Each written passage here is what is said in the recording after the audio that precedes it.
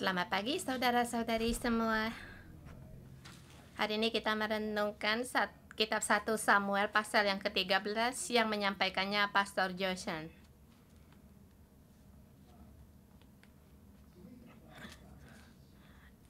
Yang di depan dikatakan Samuel dibangkit.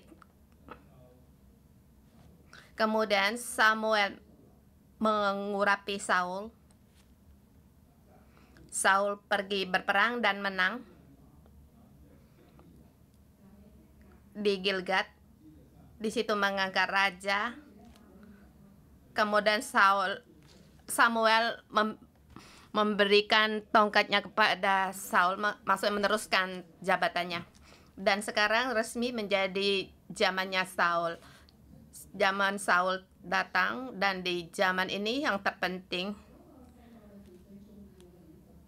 salah satu pemimpin yang terpenting, dan dia akan menghadapi percobaan, dan kita setiap orang juga akan menghadapi ujian. Kita tahu bahwa pemimpin, bagaimana ia diuji. Dan juga kita harus tahu suatu hari kita pun akan sama dengan dia, akan menghadapi ujian. Dengan tema 13, semakin tahu diri sendiri dan semakin pasti akan Allah. Semakin tergesa dalam keadaan bahaya, semakin menghadapi Allah. Di sini Saul menghadapi ujian pada saat dia berbahaya, atau kita, bagaimana yang harus kita lakukan? Di depan dikatakan keledai ayahnya hilang, yang di situ menyatakan bahwa dia adalah orang yang setia dan juga anak yang taat. Dalam hal yang kecil ia taat, kemudian Allah memberikan dia perkara besar. Pada saat kamu mulai bekerja dalam perkara yang besar, kita akan menghadapi ujian. Dan di pasal ini dikatakan pada saat kamu menghadapi bahaya atau tergesa-gesa, bagaimana kamu menanggapi keadaan. Di Cina ada satu pepatah, jangan tergesa-gesa untuk mencari tabib. Pada saat kamu sakit berat, tabib-tabib dari seluruh penjuru datang.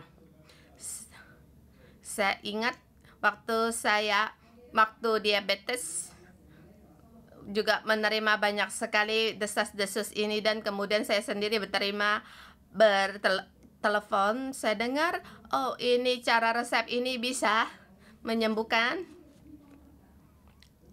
Setiap kali saya bertanya kepada dia hanya senyum-senyum saja menjawab saya. Dia menjawab,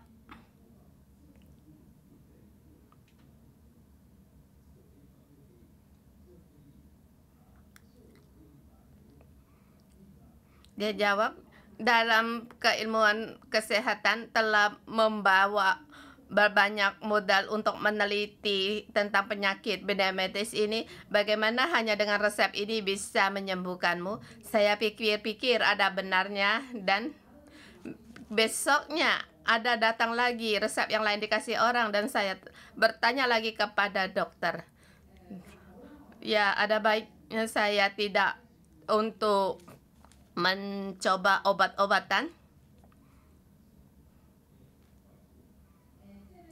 atau kalau minum satu cangkir teh itu tidak mempengaruhi pada kesehatan tubuh. Jadi pada saat keadaan yang genting waktu sakit, jangan tergesa-gesa mencari dokter. Tapi janganlah mencari sembarangan dokter. Apalagi waktu kita dalam keadaan yang genting, janganlah sampai kita semakin bersalah kepada Tuhan. Kita semakin menghadapi bahaya, kita harus mengaku, memastikan Allah. Ayat 1 sampai dengan 3, pemimpin akan hadapi ujian. Kamu dan aku pun akan menghadapi ujian. Sekarang Saul, dia telah bertahta menjadi raja 2 tahun atas Israel. Semuanya berjalan dengan lancar. Tetapi di sini ujian datang di ayat yang kedua. Saul memilih 3.000 orang dari antara orang Israel. 2.000 orang ada bersama-sama dengan Saul di Mikmas dan di pegunungan Betel, sedangkan 1.000 orang ada bersama-sama dengan Yonatan di Gibea Benyamin.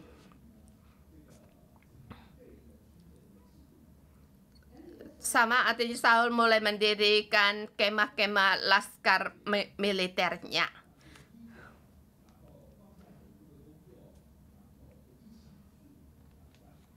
Di tempat ini dikatakan Israel pada waktu mereka mau perang, mereka akan melepaskan segala pekerjaan tangannya. Mereka langsung berangkat untuk berperang.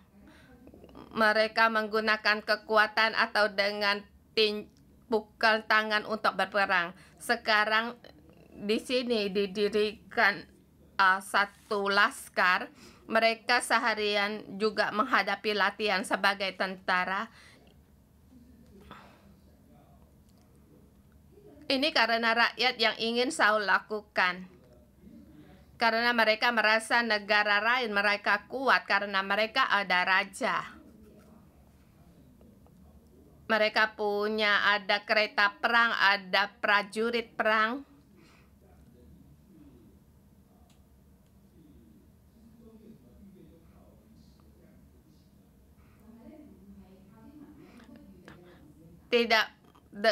Kalau tidak mengadakan satu pertahanan atau telah dipersiapkan lebih dahulu untuk berperang, itu tidak mungkin. Di ayat ketiga, Yonatan memukul kalah pasukan penduduk orang Filistin yang ada di Geba, dan hal itu terdengar oleh orang Filistin. Karena itu Saul menyuruh meniup sangkakala di seluruh negeri, sebab pikirnya biarlah orang Ibrani mendengarnya ya. Sama artinya Yonatan yang membangkitkan peperangan ini. Saul setelah tahu, dia memberitahu semua orang untuk berangkat berperang. Dan mereka pun berkumpul bersama. Mereka berkumpul di Gilgal. Terlebih dahulu orang Israel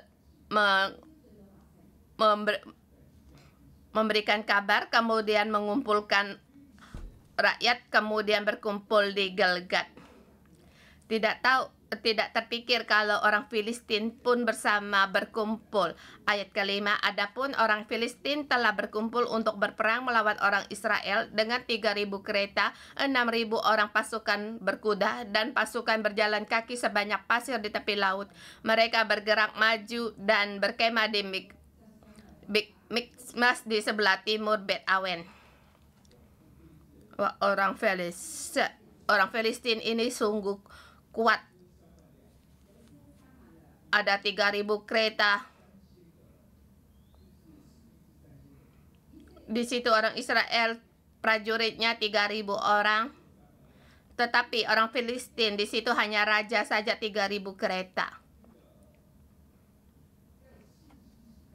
Di zaman hakim-hakim, orang Israel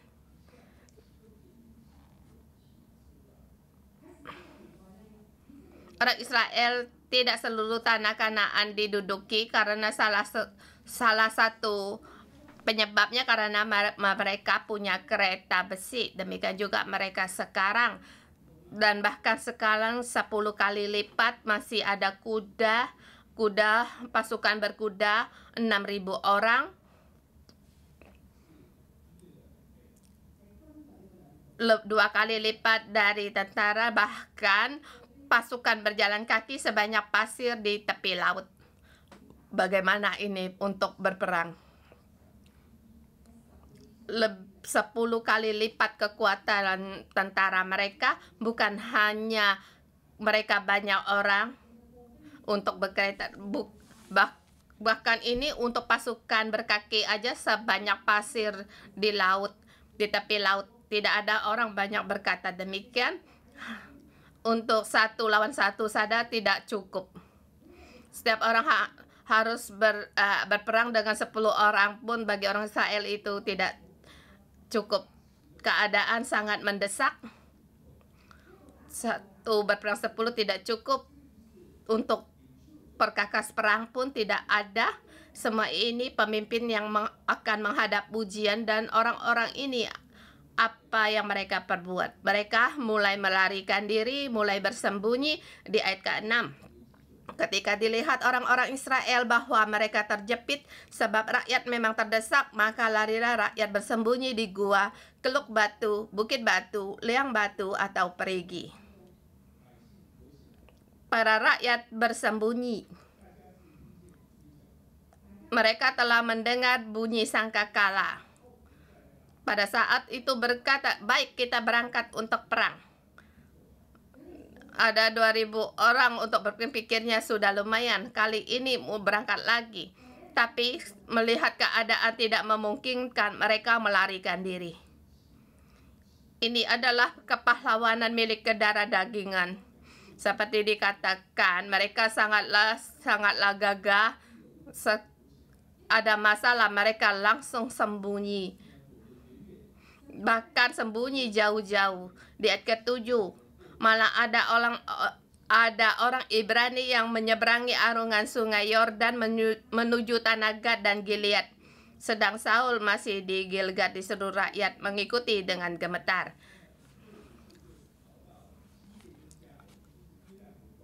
Ada orang Ibrani, orang Israel menyeberangi sungai Yordan sebelah timur di Gad dan Gilead.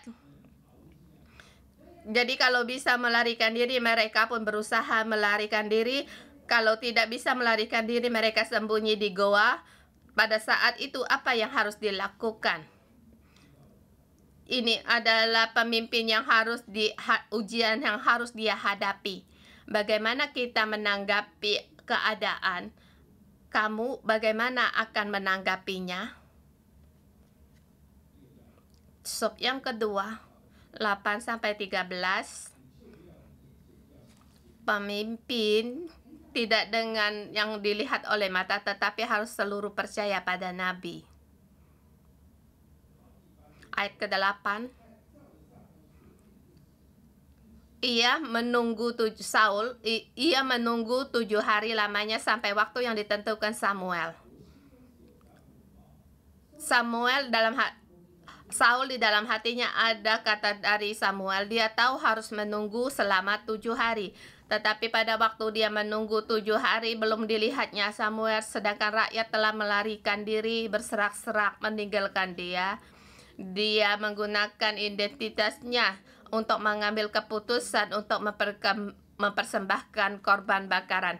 Di ayat ke-8 dikatakan korban bakaran dan korban keselamatan. Ia sendiri yang melakukan. Sesungguhnya Saul telah melampaui batas sebagai imam. Dia sendiri melakukannya. Di ayat ke-10 baru saja ia habis mempersembahkan korban bakaran, maka tampaklah Samuel datang. Ini menyatakan Saul yang ia persembahkan korban bakaran dan korban keselamatan. Tapi setelah mempersembahkan korban bakaran itu dan korban keselamatan itu, Samuel pun datang. Jadi Saul pergi menyongsong, memberi salam kepadanya. Dia berhenti, kemudian memberi salam kepadanya. Ini juga satu tanggapan yang aneh. Saya waktu ingat dulu ada satu pendeta yang terkenal.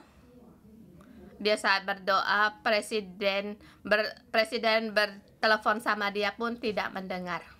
Dia tidak angkat telepon sebab ia lagi berbicara dengan Allah.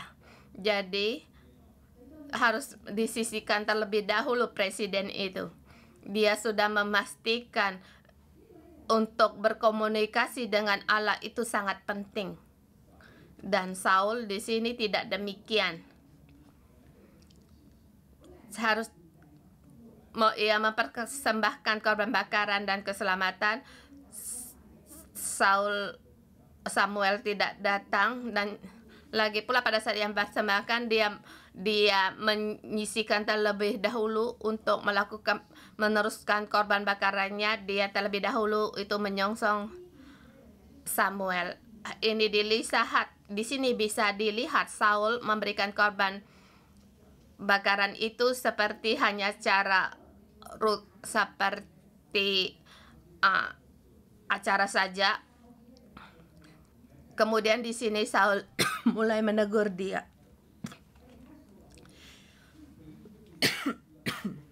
Kita lihat respon dari Saul yang bisa menunjukkan apa yang ia pikirkan. Pertama, karena aku melihat rakyat itu berserak-serak meninggalkan aku. Jadi berperang yang dia andalkan itu adalah rakyat. Yang dia lihat yang terpenting karena rakyat telah melarikan diri. Yang ia andalkan adalah kereta, bukan Allah. Dan lebih lagi yang ia andalkan adalah para rakyat. Tapi yang ia lihat rakyat telah berserak-serak meninggalkan dia. Dan engkau tidak datang pada waktu yang telah ditentukan. Dan ia mulai menyalahkan Nabi.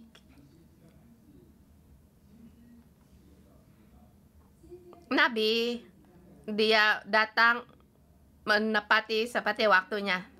Tapi di sini ia menyalahkan Nabi. Lagi pula ketiga, padahal di situ orang Filistin telah berkumpul di Mikmas. Di sini rakyat telah melarikan diri, Nabi belum datang, lagi ada musuh. Jadi apa yang harus saya lakukan? Saya harus lakukan yang terpenting. Saya tidak boleh tinggal diam diri. Saya harus mengambil tindakan. Orang ini yang mengikuti saya hanya tinggal ratusan saja. Dan orang ini melihat aku sebagai raja, apa yang harus bisa aku lakukan? Kami belum lagi lari, tinggal seberapa orang ini, apakah kami menanti untuk dibinasakan? Pada saat ini apa yang kamu lakukan? Kita harus memastikan akan Allah, dan kita harus berpegang pada Allah, dan kita lihat bagaimana Allah menuntun kita. Sebab penuntunan Allah, ia tidak akan membelakangi dirinya sendiri. Jadi janganlah berpikir dengan cara lain. Ayat 12, maka pikirku sebentar lagi orang Filistin akan menyerang aku di Gilgal, padahal aku belum memohonkan belas kasihan Tuhan. Sebab itu aku memberanikan diri lalu mempersembahkan korban bakaran. Jadi di sini dari jawabannya kita bisa melihat Saul tahu bahwa ia agak tergesa untuk mempersembahkan korban bakaran. Dia tahu mempersembahkan korban bakaran ini ada satu yang tidak benar, tetapi dia berpikir harus melakukan sesuatu, tidak boleh hanya tinggal diam saja. Jadi tidak peduli apapun apa yang bisa dilakukan, ia lakukan.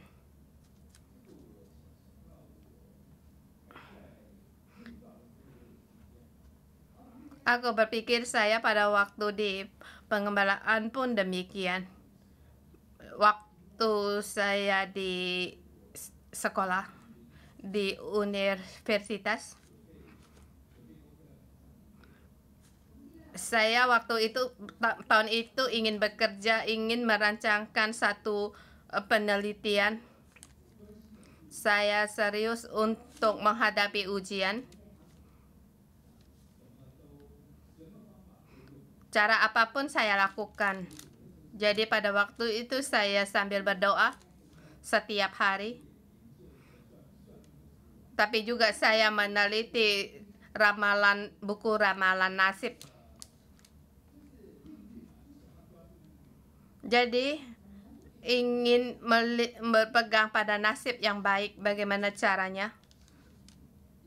pada saat ujian tentang penelitian, setiap sekolah guru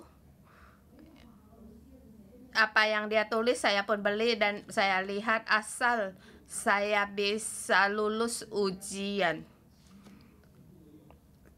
Dengan cara apapun saya lakukan. Tapi pada waktu itu saya tidak punya arah.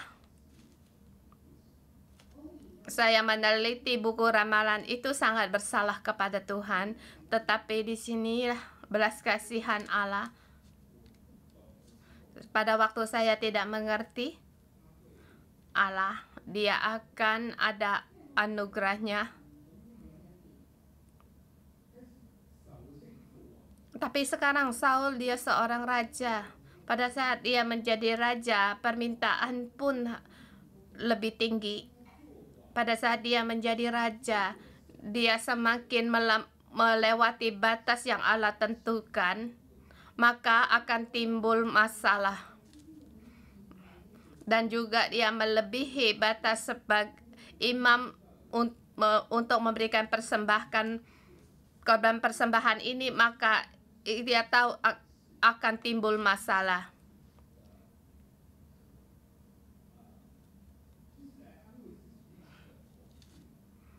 Boleh dikatakan ada cara untuk menghibur ketakutan dalam dirinya.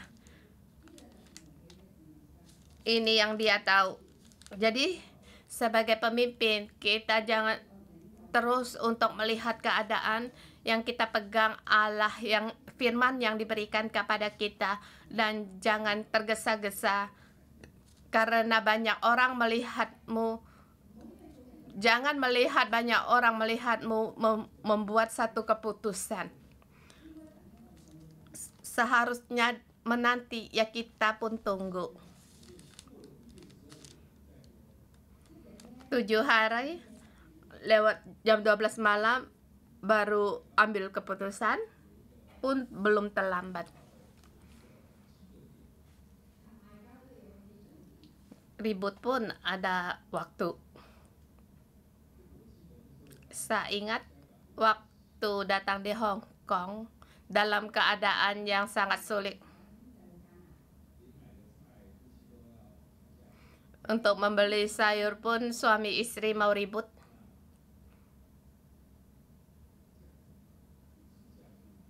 Kalau demikian bagaimana terus melayani? Dan mulai di dalam hati saya mulai berpikir, tidak apa-apa. Uang ya dipakai saja. Setelah sehabis, bye-bye. Beritahu kepada Allah, batas saya telah lewat, saya harus pergi. Tapi saya merasa melayani Allah. Jangan berhutang pada orang. Dan saya merasa saya tidak makan banyak barang, janganlah bercanda pada saya. Jadi saya membuat satu garis dan saya mulai berserah untuk memakai uang. Tapi saya menemukan hari-hari pun berlalu dengan baik dan uang pun tidak habis dipakai, dan sampai akhirnya makan sampai 96 kilogram. Dan banyak sekali kadang kita itu menakuti diri kita sendiri. Waktu itu juga sangatlah sombong.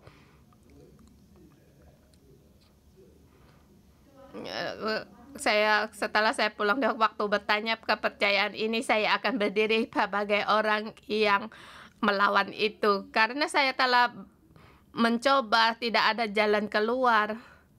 Pada masa itu pikiran saya demikian. Rupanya kita ribut, kita tidak bisa kita bertengkar, kita ribut tidak bisa menang pada Allah. Yang kita haruslah pertama kali permintaannya kita lakukan.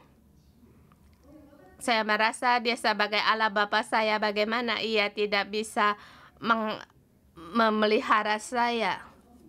Jadi ini yang bisa saya dimengerti dan sangat tahu bahwa Tuhan alam semesta alam yang memanggil saya. Tapi saya takut dia tidak bisa memelihara saya. Tetapi sebelah pihak saya tahu dia adalah Allah yang Maha Kuasa.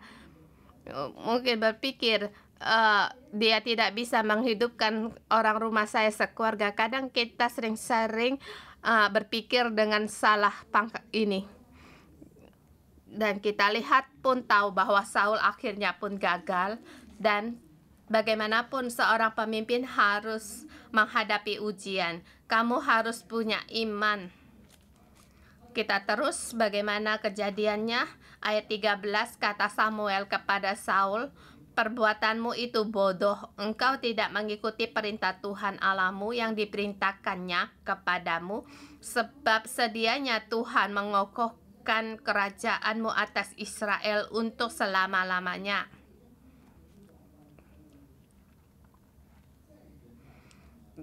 Dilihat orang, melihat keadaan akan menjadi takut, akan menyalahkan orang lain. Bagi Allah, semua itu kamu tidak berpegang pada perintah Allah. Itu yang dihadapi ujian bagi Saul. Kemudian ayat 14, tetapi sekarang kerajaanmu tidak akan tetap. Tuhan telah memilih seorang yang berkenan di hatinya, dan Tuhan telah menunjuk dia menjadi raja atas umatnya, karena engkau tidak mengikuti apa yang diperintahkan Tuhan kepadamu. Ayat ini sangat punya arti. Siapakah orang itu? Orang itu adalah Daud. Daud saat itu belum muncul. Daud 8 tahun kemudian baru lahir. Dikatakan seorang pemimpin sebelum ia diciptakan dia telah dipilih. Allah melewati waktu. Dia memilih Raja Saul. Raja Saul tidak bisa kemudian dia memilih Daud. Pada waktu itu Daud belum lagi lahir. Jadi kita lihat Allah melampaui waktu. Dia telah tahu terlebih dahulu jalan kita. Dia tahu bahwa kita akan menghadapi ujian. Dia telah mempersiapkannya terlebih dahulu. Jadi kita harus berpegang teguh pada Allah. Dan Allah memilih orang yang cocok, yang berkenan padanya. Dari awalnya bagaimana dia mencari. Pertama dia mencari yang berkehendak, hati yang setia kepada ayah. Seperti Saul yang setia kepada ayahnya, yang taat kepada ayahnya. Apa yang ayah perintahkan dia setia untuk melakukannya. Untuk mencari berapa keledai-keledai dia berjalan sampai beratusan kilometer. Setelah ditemukan makanan, mencari pun sampai kehabisan bekal makanan. Itulah Saul. Dia diangkat. Masa lalu kelebihannya masih ada. Bagaimana dia taat, anak pun demikian takut mengikuti dia bersama untuk berperang. Kelebihannya masih ada, tetapi dia punya menghadapi ujian yang baru. Apakah kamu bisa mendekat pada hati Allah? Bisakah kamu? Ada sebagian orang berkata, saya sanggup. Tetapi Allah demikian melihat.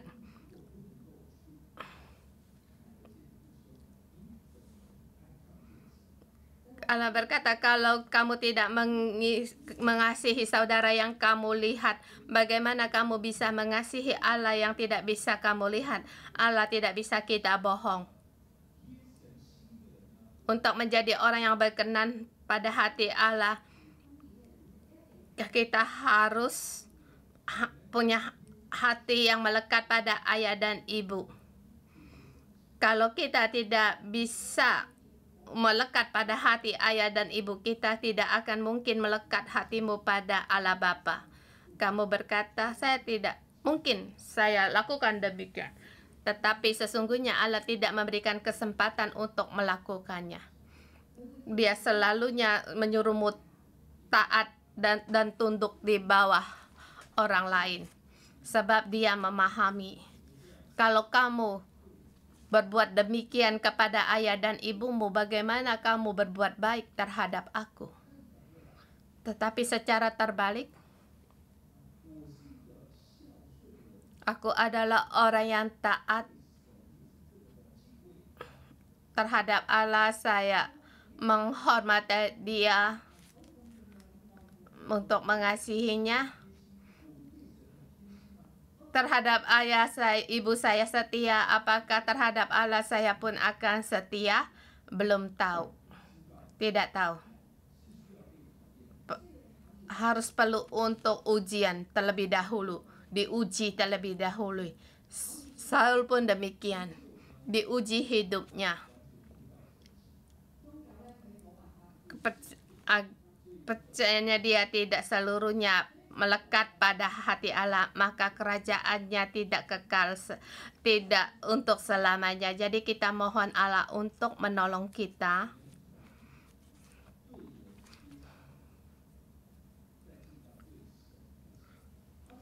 Kita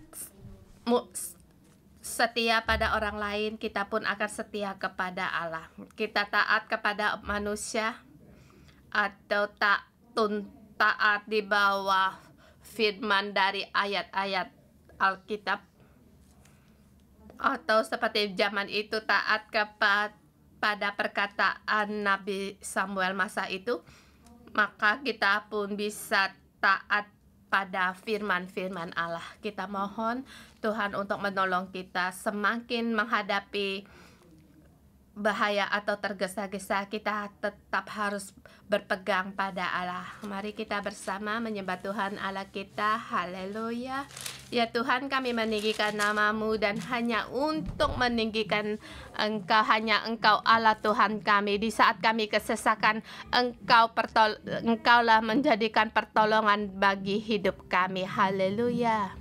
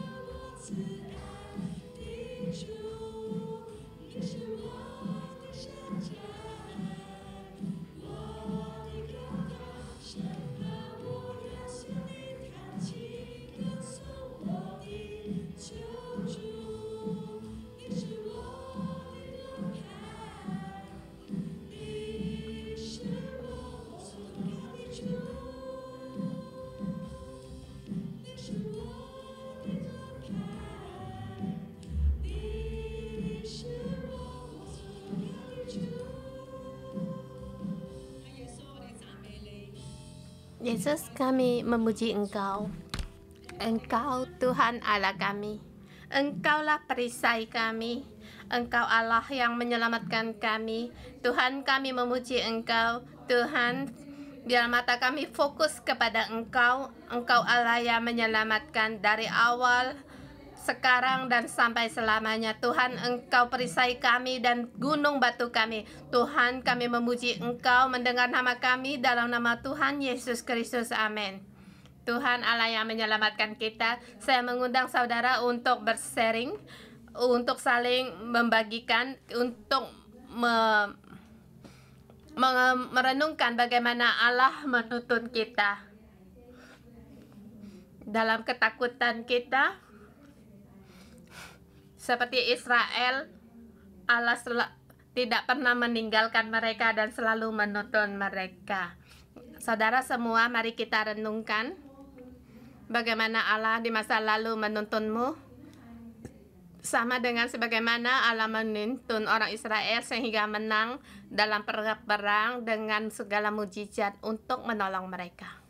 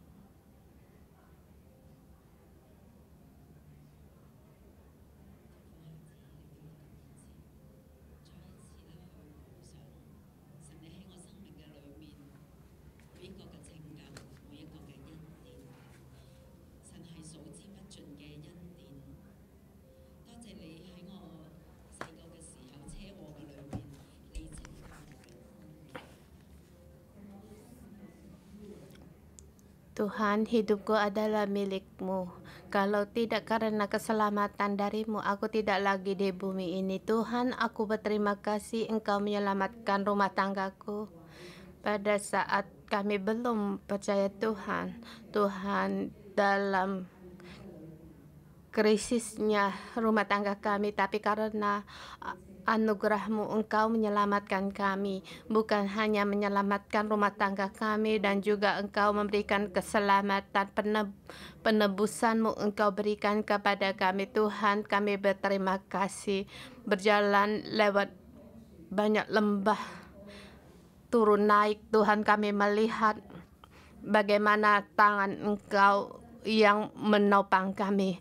Tuhan, kami sungguh tahu akan Engkau, mengenal Engkau, mengenal akan kemuliaan dan kasih-Mu di pohon kehidupan ini, jalan pohon kehidupan ini, semua karena kasih karunia-Mu yang tidak terhitung banyaknya. Tuhan, saya bersyukur kalian suburan ini kepadamu. Tuhan, aku berterima kasih aku lewat di gereja yang lama menjadi ke gereja 611. Tuhan, di gereja yang lama aku mengenal Tuhan itu hanya sebagai kepercayaan saja. Bahkan di gereja lama hidupku kering dan mulai aku ragu akan Engkau, bahkan sampai saya pun tidak ingin menyuruh orang untuk percaya Yesus. Saya merasa ke gereja tidak menemui Allah. Tapi Tuhan, saya bersyukur Engkau menuntun aku di gereja 611 sehingga saya mengenal akan pekerjaan Roh Kudus. Di dalam kasih-Mu, di dalam anugerah-Mu, aku dipenuhi dan dipuaskan. Tuhan, Engkau membuka mataku sehingga aku dapat melihat Allah itu nyata.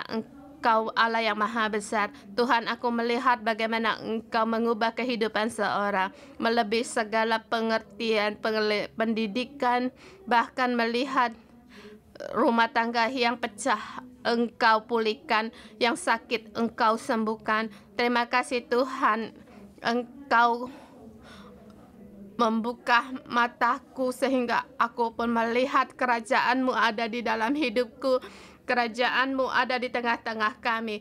Tuhan, bahkan sekarang saya pun dengan berani menyuruh keluarga dan kerabat saya untuk percaya Tuhan.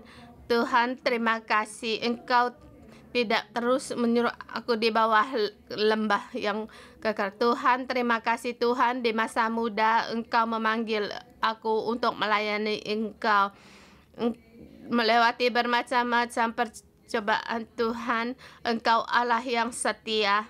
Tuhan, terima kasih Engkau menyediakan apa yang kami perlukan. Tuhan, terima kasih Tuhan. Di dalam Engkau segala yang tidak mungkin itu mungkin. Tuhan, hari ini kami bisa melayani keluarga yang spesial, yang punya perhatian khusus, semua karena itu adalah tuntunan dari-Mu. Tuhan, pilihan-Mu, Engkau tidak akan menyesal. Tuhan, aku berterima kasih.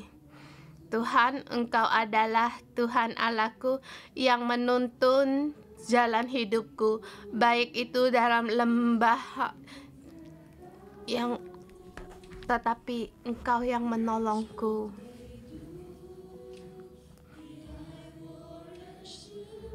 Di antara puluhan orang Engkau mengenal aku, memilih aku. Janji-Mu tak akan berubah, yang menjadikan berkat di dalam hidupku.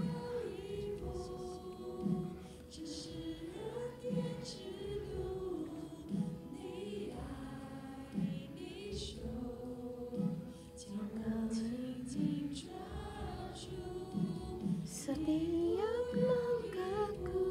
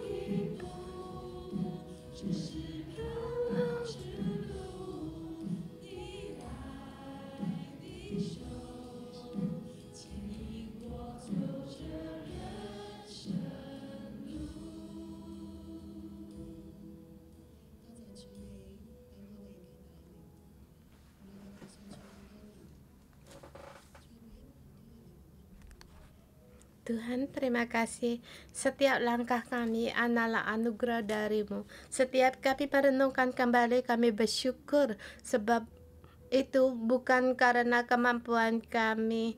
Tuhan, di saat kami merenungkan jalan hidup kami tahu itu semua adalah uluran dari tangan-Mu. Tuhan, kami pun bisa menghadapi ujian. Dalam menghadapi ujian, kami banyak memiliki sifat ke darah dagingan kami. Tuhan, mohon Engkau untuk menolong kami. Apakah kami juga seperti Saul, melihat rakyat yang meninggalkan kami, Engkau tidak datang tepat pada waktunya, dan orang Filistin telah berkumpul. Di dalam hatiku aku takut tidak berdoa pada Tuhan. Takut pada ketakutan, takut akan serangan dari musuh. Maka aku dengan terpaksa mempersembahkan korban persembahan. Saul banyak macam akan alasan penuh dengan takutan.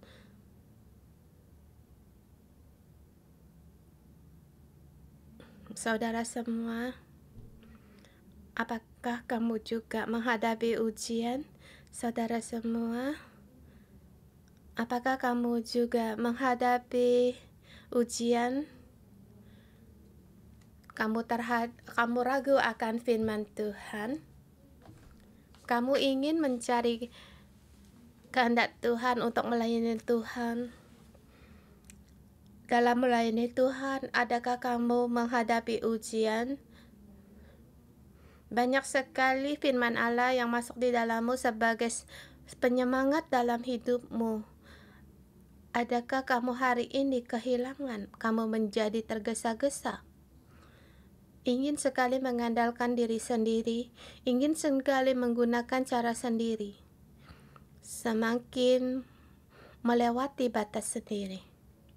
Hari ini Allah mau menyembuhkan kita semua orang. Tuhan ingin kembali meneguhkan imanmu. Tuhan ingin mengambil semua ketakutanmu, kegelisahanmu. Tuhan mau memberikan damai sejahtera di dalam hidupmu.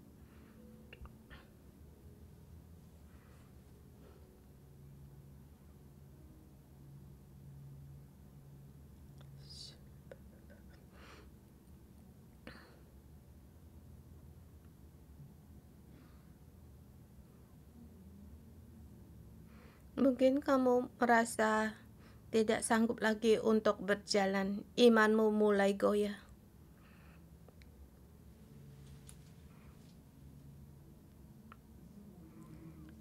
Yesus, kami datang di hadapan-Mu.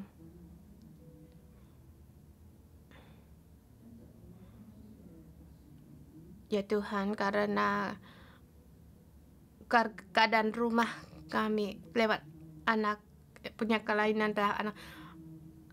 Pada saat ini aku ragu akan masa depannya. Aku ingin menggunakan kekuatanku sendiri untuk membuka jalan masa depannya. Bahkan menggunakan banyak kesehatan untuk dia makan, agar dia disembuhkan, agar dia dikuatkan untuk menolong dia. Ingin ia untuk banyak belajar akan huruf-huruf, dan ingin agar dia bisa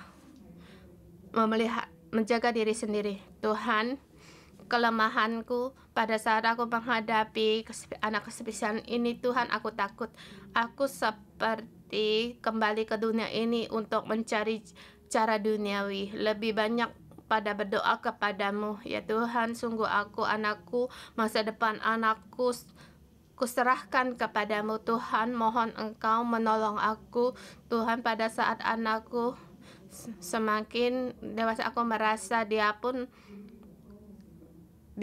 memandang rendah kakaknya. Tuhan, marahku mulai timbul. Aku tidak sungguh-sungguh mengajar putriku untuk menerima kakaknya, tapi hanya dengan amarahku, sehingga hubungan kedua adik-beradik ini renggang. Tuhan, mohon Engkau ampuni kesalahanku, agar aku seluruh berpandang kepadamu, sebab anak-anakku inilah pemberianmu, dan anakku, putriku, putraku, semuanya itu pemberian Engkau kepadaku.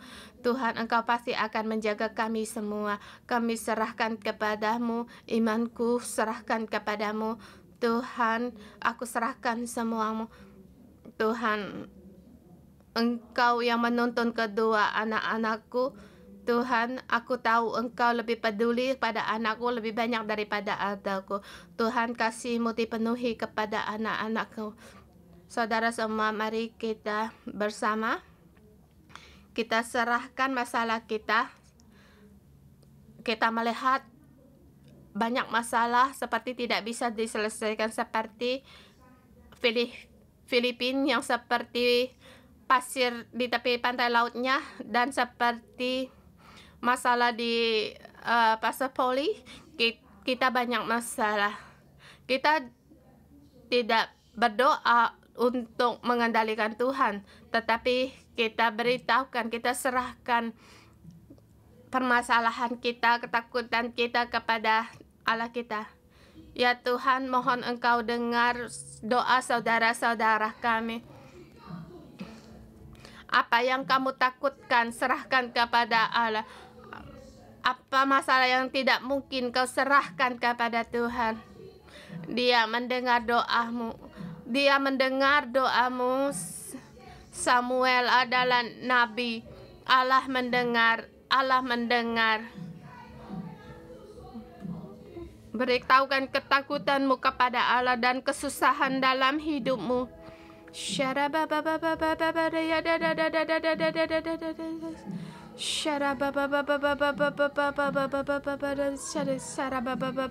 Bahkan beritahu keadaan masyarakat di Hong Kong. Beritahu Tuhan berapa sulit, biar dia tahu akan segala keadaanmu.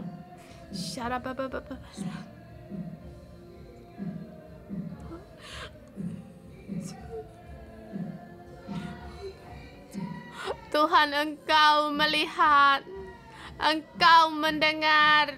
Tuhan, apa yang keadaan yang kami lihat, kami beritahukan kepada Engkau. Kami serahkan kesusahan kami kepadamu. Tuhan, kami melihat masa depan anak kami, takut, kami khawatir. Tuhan, kami serahkan kepadamu. Tuhan, kami perlu akan Engkau. Kami perlu akan Engkau, Tuhan. Pada saat saudara-saudara memberitahukan ketakutan kepada Tuhan, Roh Kudus, kami berseru kepadamu.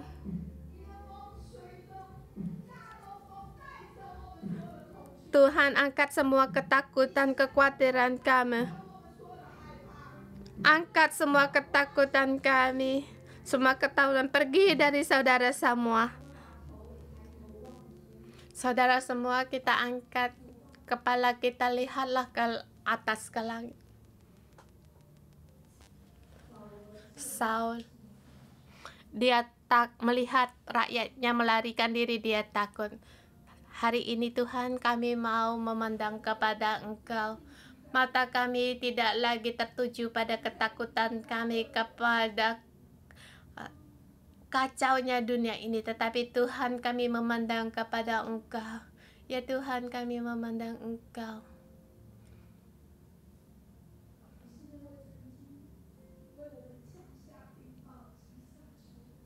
Engkau Allah yang menurunkan hujan es batu untuk mengalahkan musuh-musuh kami.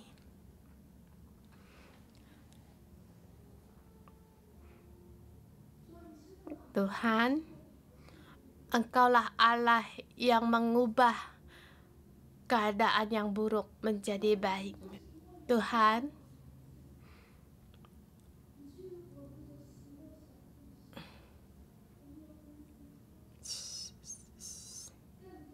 Tuhan, lebih banyak lagi anak-anak yang spesial untuk mendapatkan pertolongan. Sebab ini adalah karya-Mu. Tuhan, Engkau tahu di dalam saudara-saudari kami ada yang takut, ada yang khawatir akan masa depan anaknya. Tuhan, Engkaulah Allah yang memberikan hidup. Engkaulah yang memelihara milik pusaka kami.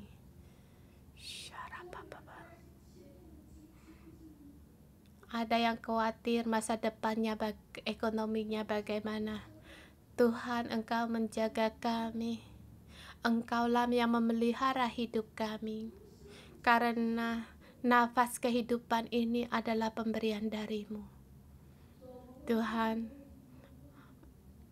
untuk perkara kami, setiap orang kami berharap kepada-Mu. Demi untuk masalah di Hong Kong ini kami berserahkan kepada-Mu. Keadaan Hong Kong.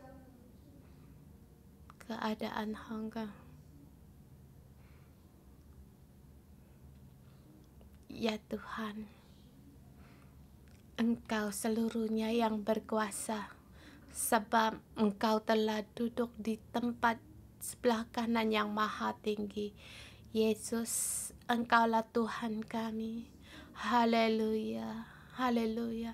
Engkaulah yang berkuasa. Engkaulah yang berkuasa.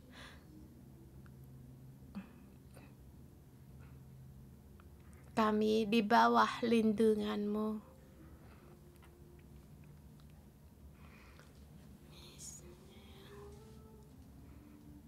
Tuhan, di segala kesusahan kami, Engkaulah pertolongan kami di setiap waktu.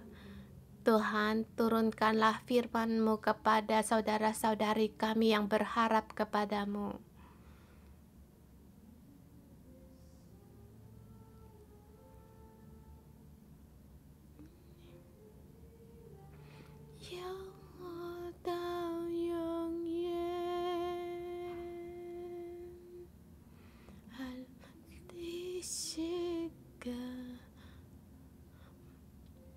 Mazmurku dan keselamatanku.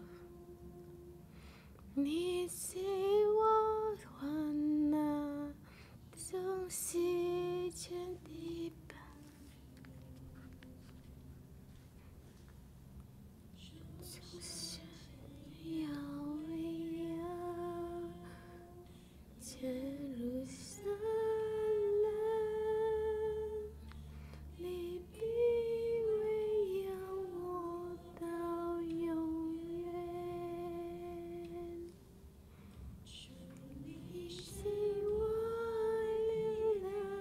Tuhan, Engkaulah kekuatanku, Engkaulah gunung batuku.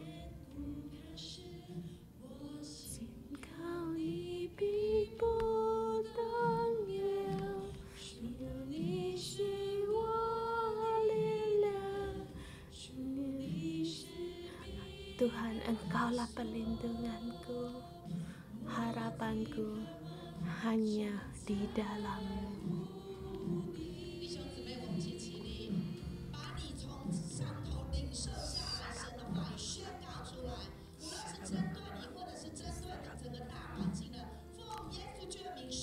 Deklarasikan firman Tuhan di dalam hidupmu. Dalam nama Tuhan Yesus, serahkan. Dalam nama Tuhan Yesus, deklarasikan. Tuhan, Engkau Allah yang menyediakan bagiku, Allah yang menyertaiku di dalam kesusahanku. Tuhan, Engkau yang ampun. Tuhan, Engkau Allah yang memberikan bangkulku yang tidak kekurangan. Tuhan, kami datang di hadapan-Mu Tuhan. Engkau mendengar deklarasi saudara kami, yaitu firman-Mu yang Engkau berikan kepada Tuhan, yang kami terima ya dari atas. Tuhan, dalam nama Tuhan Yesus, deklarasi saudara-saudari, semua firman, semua ini pas digenapi dan dinyatakan dalam nama Tuhan Yesus. Deklarasi Tuhan, Engkau menolong Hong Kong melewati kesusahan, memulihkan perekonomian Tuhan, agar Hong Kong kembali menjadi kota yang megah Tuhan kami, karena kami di sini Tuhan, kami menyalakan lampu untuk kemuliaan kembali di sini dipancarkan. Tuhan, kami memuji Engkau dan berterima kasih. Mari kita terima berkat. Aku dalam nama Tuhan Yesus mengasihi umat yang dikasihi Allah. Kami mengasihi Allah, mengikuti Allah, dengan setia mengikuti Allah. Tuhan Yesus Kristus, Bapa, Putra, dan Roh Kudus diberikan kepadamu agar kamu bisa penuh dengan kesabaran, penuh dengan kekuatan. Dalam nama Tuhan memberkatmu. Pasti akan diberkati dengan berkelimpahan. Apa yang kamu lakukan semuanya dibuat berhasil, mengalami segala mujizat. Dalam nama Tuhan Yesus memberkatimu. Amin. Kita berikan pujian pada tangan kita pada Tuhan. Kita renungan pagi sampai di sini. Tuhan Yesus memberkati. Salam.